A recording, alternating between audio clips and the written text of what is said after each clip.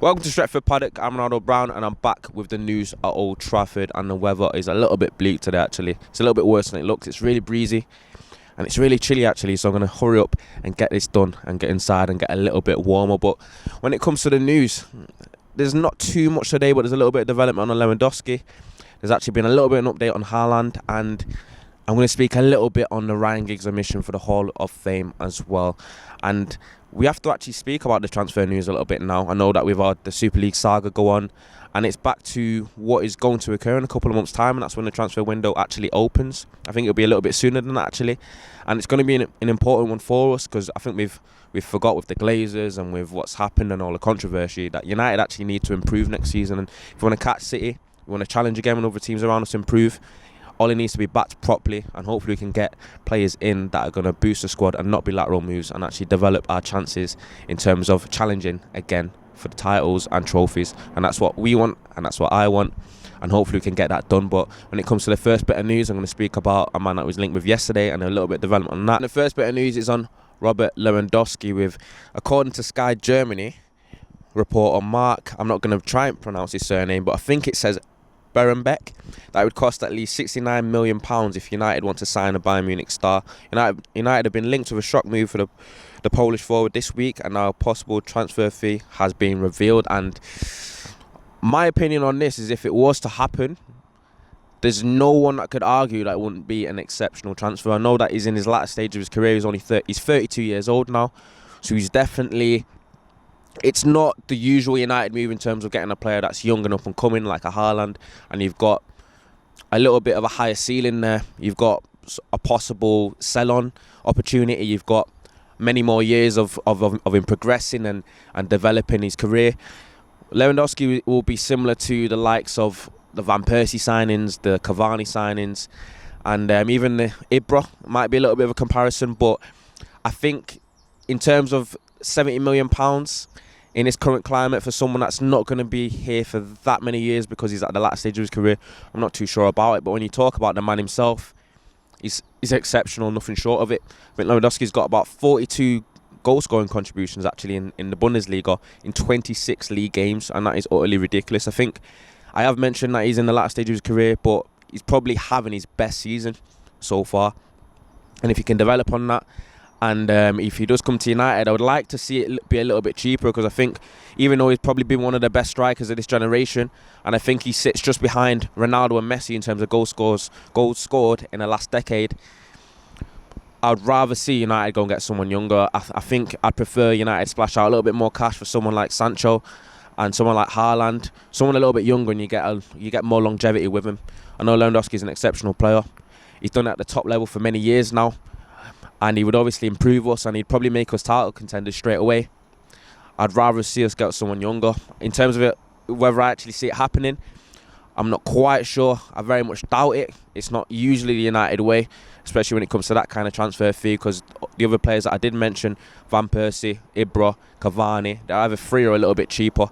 And that's kind of what makes sense when someone's 30 plus, 31, 32 years old, because you've actually got a little bit of time with him and not even got like a little bit of a stopgap situation. You don't want a stopgap situation for someone that's going to cost that much. But I don't personally believe it's going to happen. It's been reported by Sky Germany, so it's got a little bit of legs to it. But let me know what you think in the comments though. In your opinion, would you like to see United splash on him, or would you rather United try and sign someone a little bit younger and up and coming? Well, the second bit of news is a man that I briefly mentioned in the last segment, and that is Erling Harland.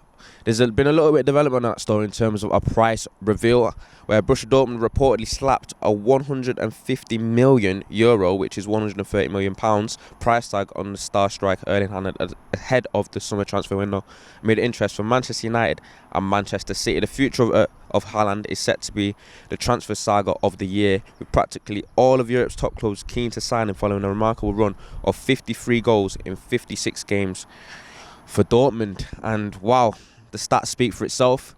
This is a player that we've been speaking about all year on a transfer talk, and I think United need to make a concerted effort to sign him. I think he's the main one. Him and Jadon are the main two that I think would not just set the Premier League alight, but set United alight in our hopes for a transfer.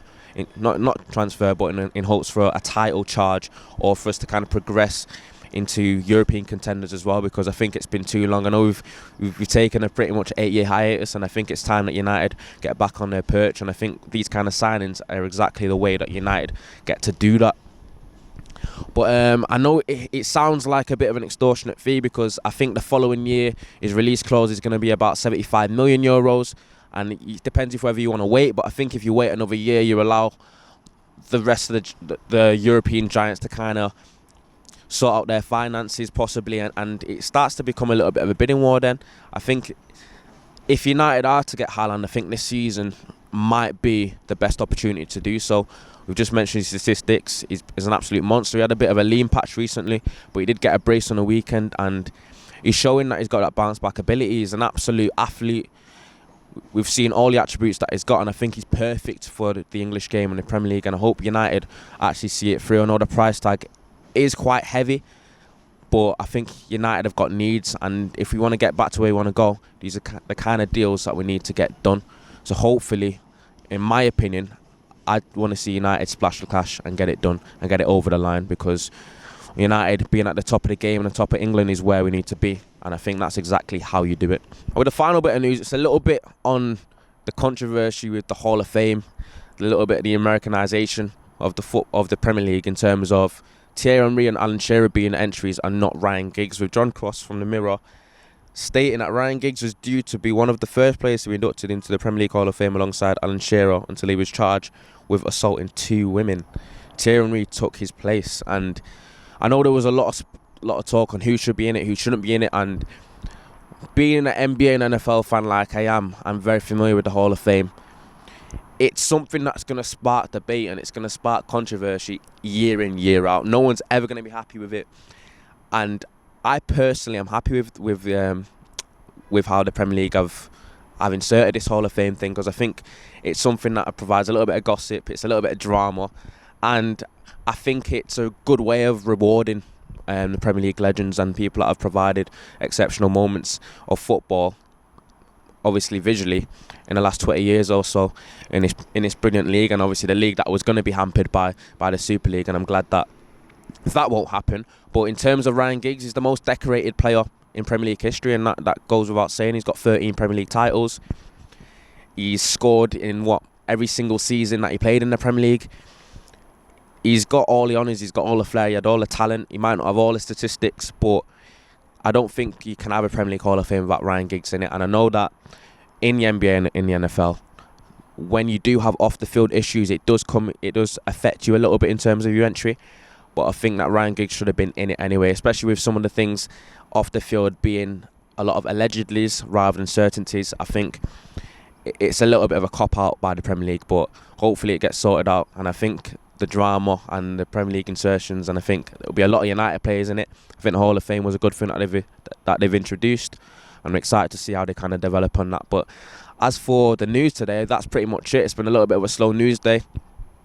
I know the transfer window's fast approaching, but it's going to be interesting to see who else United are linked to. We've got a lot of needs, and hopefully United address them. But we've got a big week also, actually. We've got Roma tomorrow, and in a European semi-final, Europa League, and it's a chance for us to get a little bit of silverware, because I feel like the Premier League is pretty much done and dusted.